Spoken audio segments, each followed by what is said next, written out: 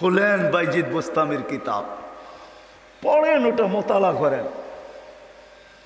ওটা রাত্র পার হয়ে যাবে যেদিন বাইজিদ বোস্তামি 5 লক্ষ খ্রিস্টান পাদ্রী যার হাতে মুসলমান হয়েছিল, 5 লক্ষ এক বৈঠকে। স্বপ্নে দেখা হয়েছিল, সমস্ত পাদ্রীদের মিলন মেলা ছিল। স্বপ্নে আল্লাহ দেখাইছিলেন যে বাইজিদ আজকে এদের পোশাক পরা ভিতরে ঢুকা যা, আমি কিছু করতে চাইতেছি। একবার, দুইবার, 3বার স্বপ্নে দেখছেন। তারপরে ভাবছেন যে ওই পোশাক পরবো তো পরবো কি করে। তা আল্লাহ বলছে বাইজিদ পরানে হেফাজত করব তো আমিই করব, যা পর। ওদের পোশাক পরা ভিতরে ঢুকা গেছে। সবচেয়ে বড় পাদ্রী যখন স্টেজে বসছে তো তার চৌকি, তার চেয়ার হেলতে শুরু করছে, মুখ বন্ধ হয়ে গেছে। তো বাইজিদের সমস্ত পাদ্রীরা বলছে আপনি আমাদের পোপ, আপনি আমাদের বড়, আপনার থেকে আমরা জ্ঞান পাই, আমাদের ভিতর আলোকিত হয়, আপনি মুখ দিয়া কথা খোলেন না কেন, বলেন না কেন। তো পাদ্রী বলতেছে বলবো তো বলবো কি করে, এখানে একজন মোহাম্মদী আছে। বলবো তো বলবো কি করে, এখানে একজন মোহাম্মদী বসে আছে, যার কারণে আমার চেয়ার হেলতেছে, আমার মুখ বন্ধ হয়ে আসতেছে। সমস্ত পাদ্রীরা বলছে দেখা দেন, গর্দান উড়াইয়া দিব এক্ষণ।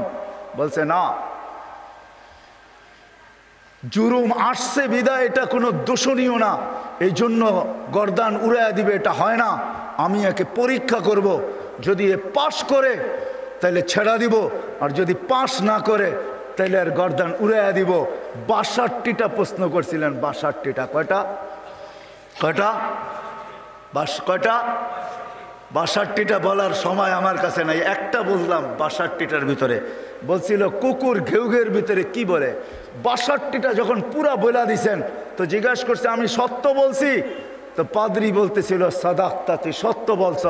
বলে তুমি 62টি প্রশ্ন করছো, আমি একটার জবাব, প্রত্যেকটার জবাব দিছি, আমি তোমাকে একটা প্রশ্ন করব, জবাব দিবে? বলে পড়ো, করো প্রশ্ন। বলে আকাশ আর জান্নাতের চাবি কি? আকাশ আর জান্নাতের চাবি কি? বড় পাদ্রী চুপ হয়ে বসে গেছে। 5 লক্ষ পাদ্রী ধরছে যে 62টার জবাব দিছে, আপনি একটার জবাব দিবেন না, তো দিবেন না কেন? বলছে আমি জবাব জানি, দিলে তোমরা আমাকে মানবে না, মানবে এটা আগে বলো।